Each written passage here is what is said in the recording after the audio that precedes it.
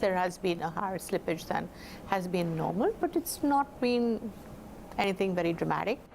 Dramatic or not, for Shikha Sharma's bank, the pain is far from over. After touching an all-time high in March last year, shares of Axis Bank have lost over 40% since, reflecting the worries over the underlying stress in asset quality. Sharma refused to give an NPA guidance for next year, but did say that she would be surprised if there was a rise in credit cost or the cost of providing for bad loans.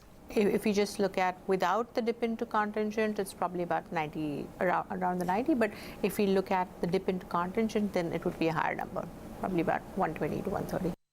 While the bank has provided for NPAs, the real grey area remains the accounts that have been restructured. Axis refinanced 4 accounts worth 1,600 crore rupees under the 525 scheme and completed strategic debt restructuring for 1 account worth 500 crore rupees.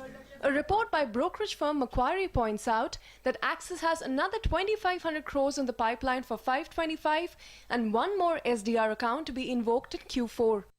This takes the total slippages for FY16 at about 7,000 crore rupees or 2.5% of Axis Bank's loans in FY15. With RBI now pushing banks to provide for stressed accounts early, banks will face tougher times.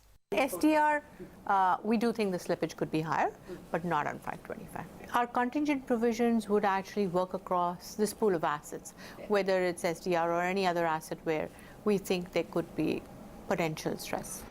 At the end of the day, for Axis Bank and all its peers, the performance of the bank remains a play on the economy. Shikha Sharma says 8% of their book is exposed to the top 10 most leveraged companies in the country. And if the economy does not turn around, chances of further pain cannot be ruled out. In Mumbai with Latha, Venkatesh, Ritu, Singh.